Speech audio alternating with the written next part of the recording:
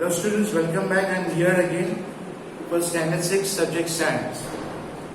So today we are going to start with a new chapter, chapter number 16, water, a precious resource.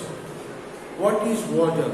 ये हमारे लिए, हमारे human beings के लिए, we for living organisms, it is a precious resource, as you all know. As you all know, sun, light and water is both. Without sun or without water, human being or living organism cannot live. So we are going to study in this first part about this chapter, water, a precious resource. So in the first part we are going to study how much water is available. कितना पानी अर्थ के अंदर या दुनिया में कितना पानी available है, so that we human beings or we living organism can consume water. So in the second part we are going to start forms of water. कितने forms of water है, कहाँ से पानी आ रहा है और कितने तरह के वाटर होते हैं. Ground water as an important source of water. जो जमीन के अंदर ग्राउंड वाटर है वो एक इम्पोर्टेंट सोर्स ऑफ वाटर है.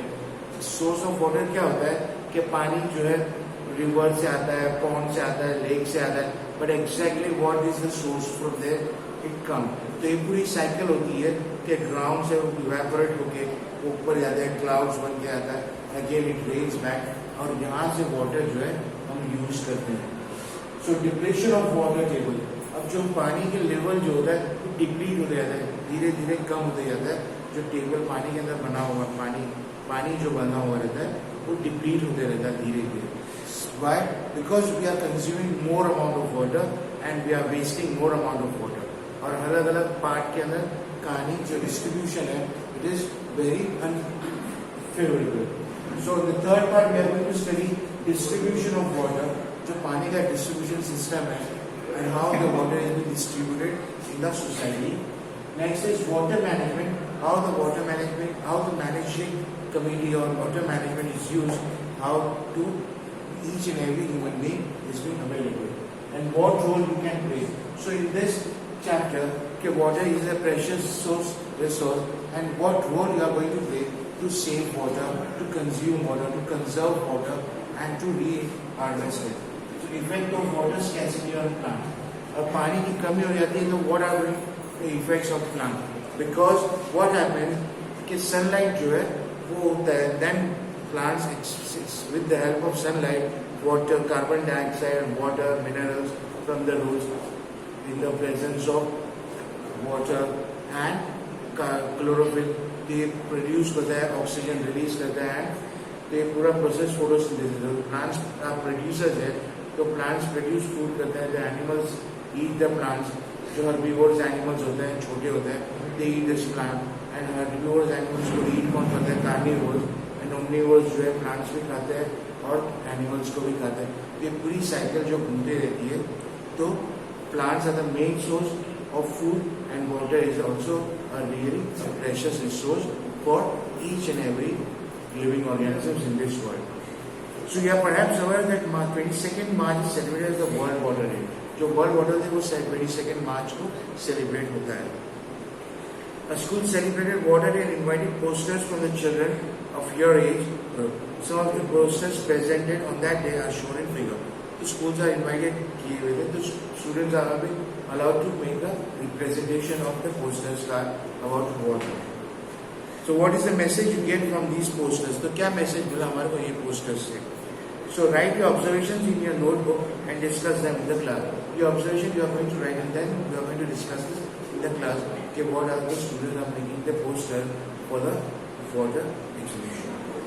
So have you ever felt a shortage of water at home or at school? कभी भी shortage पानी की महसूस किया?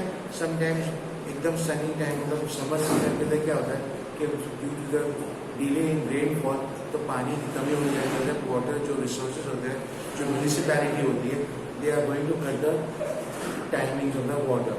तो उस वक्त हमारे को वाटर की स्कैसिटी हमारे को महसूस होती है.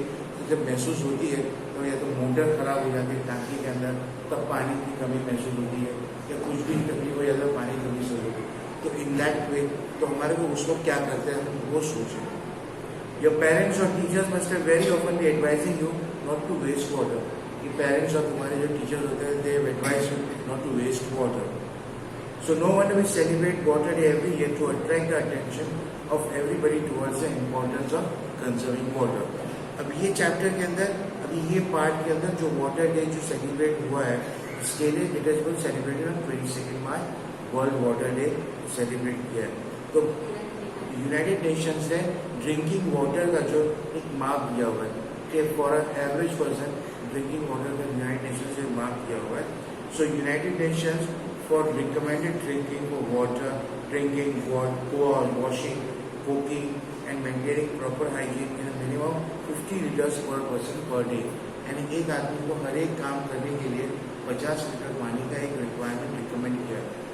More than 50 liters of water is being wastage of water. 50 litre के अंदर अपनी जरूरत की हर चीज एक आदमी पूरा कर सकता है. So you should always see that and it should be done within the 50 liters of water. And you should always save water and you should also conserve water. तो ये चैप्टर के अंदर हमने ये पार्ट में ये पढ़ा. So how much water is available, how much water is available for this in this part.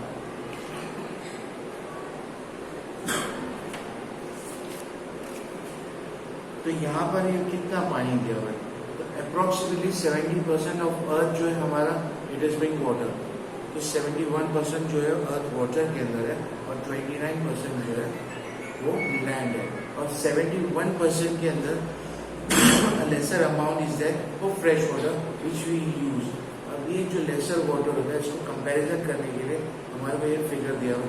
एक बड़ी बकेट के अंदर पानी रहता है, एक छोटे पार्ट के अंदर पानी रहता है, and then in a small glass and then in a spoon.